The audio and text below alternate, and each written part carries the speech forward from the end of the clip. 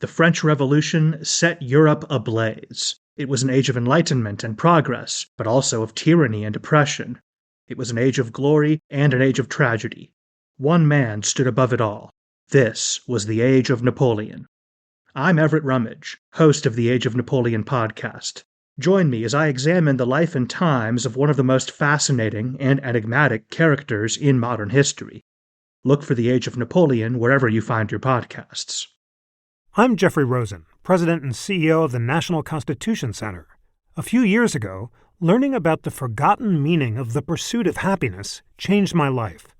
When the founders wrote that famous phrase in the Declaration of Independence, they meant an ongoing commitment to self-improvement and lifelong learning. This discovery inspired me to write a book, and in my new podcast, I explore the founders' lives with the historians who know them best.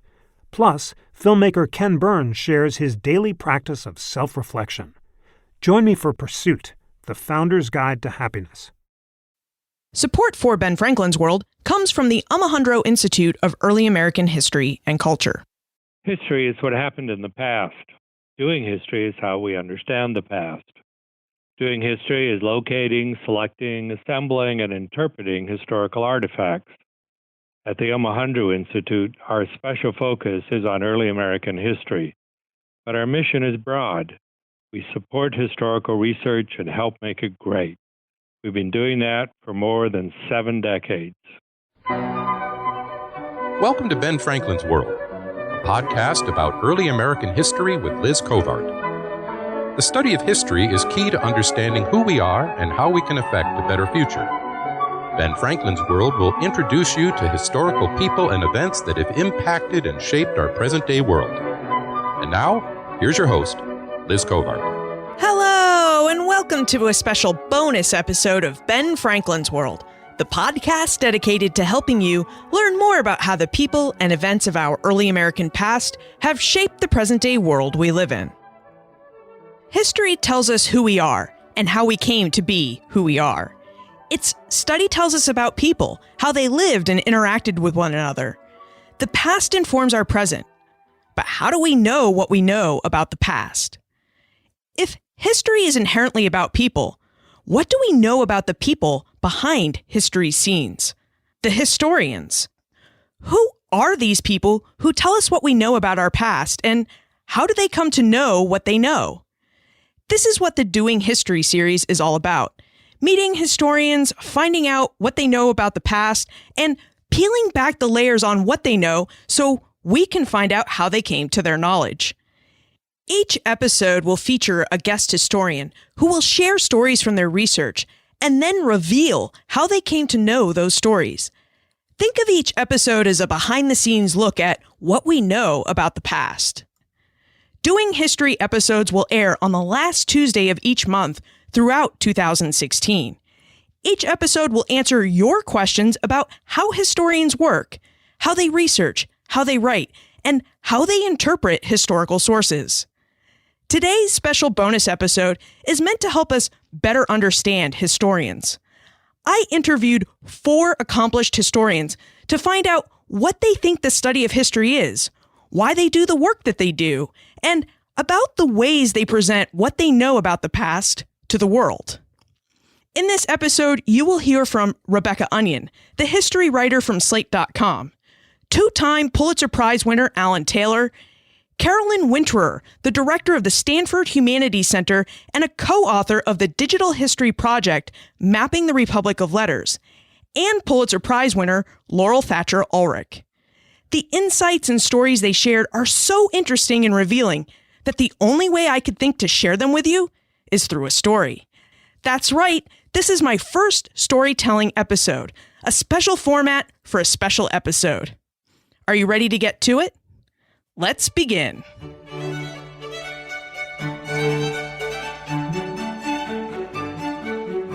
Historians are a curious group of people. They live amongst us in the present, but they also live with at least part of their mind in the past.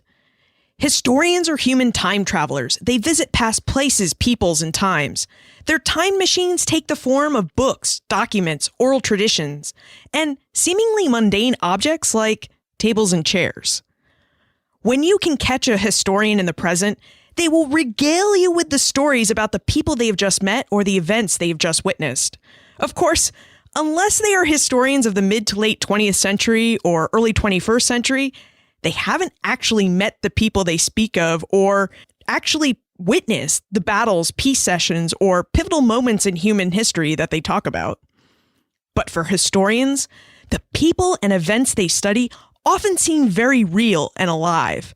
That's because historians spend a lot of time sitting in libraries and archives, sifting through their time travel materials, documents, objects, and oral traditions, what they like to call the historical record.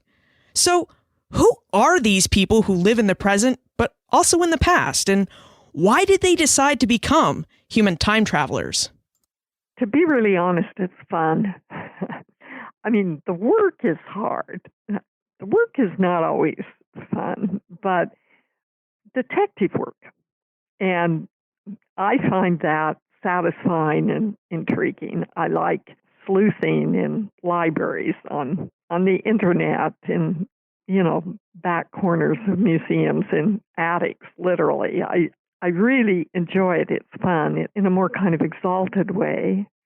It helps me make sense of the world, helps me understand why human beings do the things that they do in a particular time and place, where ideas came from, how words have changed meanings. Old photographs look funny. I mean, why do people wear the things they wore then? And the understanding difference among people, feeling stretched to be able to sympathize with things that we might think are ridiculous today. Well, I was looking to get a more of what I would call depth perception in time of the world that we live in. So the more that I studied history, the better I thought that I understood the world that I live in. And I thought that it would be helpful for other people to also have that depth perception. Laurel Thatcher Ulrich, the 300th anniversary professor at Harvard, and Alan Taylor, the Thomas Jefferson Chair of American History at the University of Virginia, both Pulitzer Prize winners, and both became historians because they want to figure out how the present time they live in came to be how it is. Is this really why historians become historians? To use the past to explain the present? Well, I like imagining lost worlds. When I was a kid, I just loved reading about places and times that I could never go. I loved reading about the planet Jupiter. I loved reading about asteroids. I loved reading about the age of the dinosaurs. I just loved reading about these mysterious places. And one of the wonderful things about being a historian is that you can put yourself into that lost world. And one of the things that I tell my students is how quickly the past recedes from us. And, for my students who were born in the mid-1990s, eras that seem very familiar to us, the 1970s, the 1980s, are for them already lost worlds. And so for me, that is just an endlessly wonderful part of studying history, is being able to recreate that lost world, which I also think has the added benefit of being a very humanizing process. Yes, historians want to understand the past so they can provide context for the present. But some, like Carolyn Winterer, the director of the Stanford University Humanities Center, also love the fact that studying the past opens the way for their minds to travel in time. Visiting lost worlds makes history fun for historians. But Carolyn also mentioned that recreating lost worlds through historical study can make historians and others who read and study history more human. Can the past really make us more human? If so, how does that work? When we consciously try to put ourselves in the mind of another person, we are forced to see the world from their perspective. And when we are historians, we are always doing that. We are trying to see the world from the perspective of somebody who lived in another time and place. And I like to think, in my optimistic moments that this makes us better people today, the ability to sympathize with other points of view. So I would say that's one of the major reasons that I became a historian. The historians I spoke with all became historians to make sense of the world around them and to learn how to be better people in their present. But what do they all make of history? Is history merely the study of people who lived or events that happened before we were born? History is a story about the past based on surviving evidence. So the two parts of that I really like students to understand is that it's not what happened. It's a story or a reconstruction of some kind about what happened, but that historians can't just make it up. They use the information that they can get, the clues, the insights from fragments of the past that have survived. History is a dialogue between present and past. It has to be, because the source material is coming from an earlier time, but the historian lives in the present and has to engage with that. And history, I really like to emphasize, is about change. It's not about, the old, moldy, forgotten things. It's not about escaping to some long-lost place. It's about understanding what changes and what doesn't change in human experience. So it's very dynamic, and it deals with some really fundamental historical problems and questions. So I would define history as an explanation of something in the past that answers a question, and that ideally should involve research on the part of the historian. But to me, what's really essential for historical inquiry is that there be a question that is driving it. And we know that some of the great histories that have been written in the past have all answered big questions. We can start with Polybius. How did Rome rise to become the dominant world power? And then Polybius's history answers that question. As defined by Laurel Ulrich and Carolyn Winterer, history represents both the people and events of the past and the process of recovering and making sense of those people and events. But why is this work important? Why must historians recreate the past? And what can the past really tell us about the present? Alan Taylor offers us an answer. Well, it's pretty apparent that we have not ended up in a post-racial America. It seems that race is very powerful and affects all of us, but it certainly affects African Americans more powerfully and often in very harsh ways. And I see in much of the discussion about Black Lives Mattering and the stereotypes that many Americans still have about African Americans as disproportionately dangerous is something that resonates very deeply with what I could see in the early republic, where the primary justification for retaining people in slavery was that it would be too dangerous to allow them to persist as free people and the neighbors of white Americans.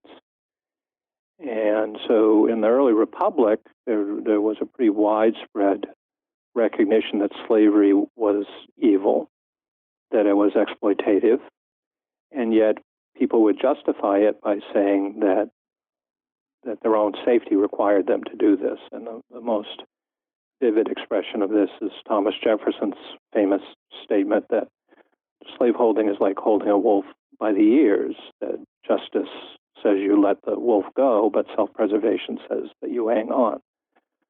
So I came to understand that quotation much more clearly when I read how Virginians were writing about enslaved people who were escaping from them and helping the British to wage the War of 1812 against the United States. Looking at how Virginians, like Thomas Jefferson, wrote about and justified slavery helps us understand our present. It helps us understand that the insecurity many white Americans feel around African Americans and that African Americans feel around white Americans dates to the beginning of our nation. Ideas we hold today came from ideas people thought over 200 years ago. Perhaps this knowledge will help us put our present thoughts and attitudes in perspective. Perhaps our enlarged perspective will help us solve the problems of race that pervade and confront American society. This makes the work of presenting history to the world an important job. If historians can help us see different viewpoints and the humanity inherent in people, if they can offer us perspective on how we came to be where we are as a society and culture, then it seems like we should be paying attention to the work that they do. But where do we look? Where do we find information about the past? Are we just limited to books and articles and journals by historians for historians? Rebecca Onion is the history writer for Slate.com. I spoke to her because she makes active use of the World Wide Web to disseminate history and to bring it to the attention of as many people as possible. So the Slate job also now, as of about a year ago, my title is history writer, and that means that it's a combination of the blogging that I do and also longer pieces. So periodically, between 2 and 3 times a month, depending on the month and how complicated the piece is and how busy my editor is, I'll publish a longer piece. Sometimes it's a piece about some kind of research that is going on, within academic history. Sometimes it's a piece about something that's happening in a museum or in education or sort of in popular history, like just people talking to each other. So I do that. This past summer, in summer 2015, I did a podcast with Jamelle Bouie, who's a Slate, I guess now his title is Chief Political Analyst. And we did a History of American Slavery podcast.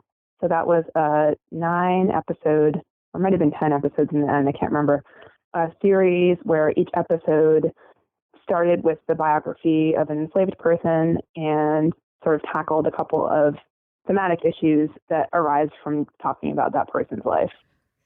Rebecca's work also invites its readers to try their hand at historical work. Her regular column, The Slate Vault, highlights a document, photograph, or material object from the past and invites viewers to envision the past and think about what we know and don't know about historic people and events. And there are 300-word posts about the documents that I look for are the ones that are sort of compelling in various ways on various levels. So they're the kinds of things that, you might find in an archive as a researcher and say, oh my God, I can't believe, you stare at it. Like, this is so interesting. It's so rich. Like, I want to look at it forever. In my text, I try to show that a document can be read in can have sort of both historical significance and also can be read in a bunch of different ways. Like that, I try to quote scholars who've written about the document in question who might, have offered some kind of interpretation for what it means. So I try to model in some way the way that a historian might look at a document like that, might use it both to prove a fact about what actually happened and also to show, to advance an argument in some way, to say, okay, this is what this thing tells us about the way X, Y, or Z historical trend was progressing, or this is why this thing shows that a conventional narrative is incorrect. And so in that way, I am trying to say, look at these documents. There is a way to both know what you can know about them and also to know the gaps in our knowledge about them. I also try to include that stuff. Carolyn Winterer and other historians on the Mapping the Republic of Letters project are also using the internet and computers to assist their research and to bring that research to the world in new and novel ways. Since 2008, the Mapping the Republic of Letters project, based out of Stanford University, has explored the social and intellectual networks of 18th century philosophers, scientists, and thinkers like Voltaire, John Locke, and Benjamin Franklin. Over the last 50 years, institutions and documentary editing projects, like the Papers of Benjamin Franklin Project, have been collecting correspondence to and from men like Franklin and publishing what they collect in annotated volumes. And for the last 20 years, Documentary editors, historians, archivists, and other historical professionals have been digitizing these volumes and uploading them to the internet for all of us to use. The Mapping the Republic of Letters project team has taken these digitized records and put them into a computer system that they have created to look at and analyze all the letters produced by the 18th century philosophers, scientists, and thinkers that they study. I asked Carolyn how computers and digitization has changed the way that she and other digital historians work. How have computers and the algorithms that they run changed how historians research and what they know about the past? You're pointing to one of the very interesting things that can happen during digitization is that you can place your archive in a spatial dimension. So you can see things in a way that you could not before. So what we've been able to see by comparing Ben Franklin and Voltaire, which was really, really surprising to us, is that Ben Franklin's correspondence network reaches all across the Atlantic. His three major nodes of correspondence are Paris, London, and Philadelphia. Now, this will surprise none of your listeners. We know this about Ben Franklin. But what was interesting is when we put this alongside Voltaire's correspondence network, we saw that only one of Voltaire's letters ever crossed the Atlantic Ocean. And it wasn't even one that Voltaire himself wrote. It was one that he received from a French scientist working in South America. So that was really, really interesting to us to see that both of these major figures in the Republic of Letters in the late 17th and 18th centuries had enormous amounts of influence during their time and place, but that the shape of their correspondence network was very, very different. Another thing we saw, just turning now to Ben Franklin alone, is that his network never reached into certain areas. Africa is a dark spot on his letter network. He received a couple of letters from North Africa, but these are British or British American people living in North Africa. So when we think about the Atlantic world, which is a concept that has really influenced a lot of historians, we need to remember that the Atlantic world is not the whole Atlantic in a lot of cases, that many people, like Ben Franklin, were very confined to a particular part of the Atlantic world. So we need to be careful as historians when we're using these large geopolitical concepts and to be sure that we are speaking in specific ways about those. Computers help non-historians see and learn interesting things about the past, too. A visit to the Mapping the Republic of Letters website allows all visitors to visualize Franklin's communications and social networks, where he sent letters, places where he received letters from, and with whom he corresponded. And in case you missed that, I just said social networks. This is something that we like to think is new and novel to us today. How many times have we wished that we could live in the past so we wouldn't have to deal with our full inboxes, Facebook friends, or Twitter followers? But you know what? Historians remind us that although our technology has changed, human interactions and the joys and frustrations that they bring are as old as humans. So I asked Carolyn, how did Franklin cope with his social network? Everybody kind of comes up with their own coping mechanism.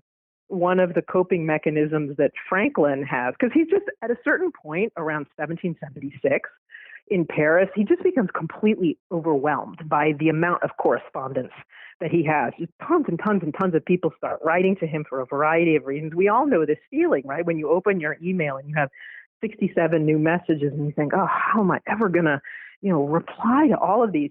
So first he just stops replying to a lot of people, and then he also starts complaining about the amount of correspondence that he has. He starts complaining somewhere around the mid-1760s, and I just love this because, I had sort of thought that complaining about your social network was something new to our time period, but it turns out that you can already find it in the middle of the 18th century. And it made me sort of wonder, how much earlier in time does complaining about your social network go? Did Cicero complain about writing his letters? I don't know. Historians study the past to better explain the present, to make us more human and to help us see the ways that humans and their societies have changed and stayed the same over time. The study of history tells us who we are and how we came to be where we are as a society. If we watch the patterns and learn from the mistakes of the people from the past, then perhaps we can create a better future. This is how the study of history works, why historians study the past, and why doing history is important.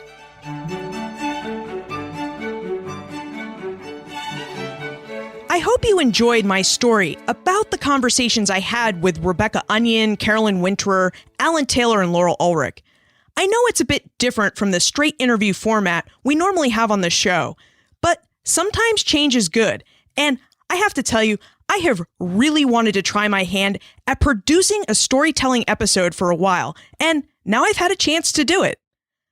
I'd like to thank the Omohundro Institute for sponsoring the Doing History series and for partnering with me to help answer your questions about how historians know what they know about the past.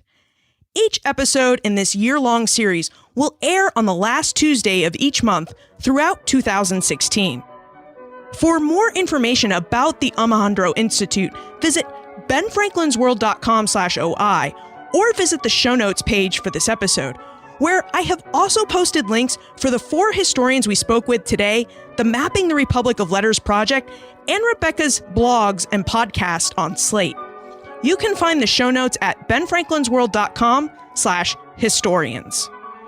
If you have any questions or feedback about today's show, please send me an email, liz@benfranklinsworld.com, tweet me @LizCovart, or post a comment on the show notes page for this episode, or in our listener community on Facebook. And remember, never leave till tomorrow that which you can do today.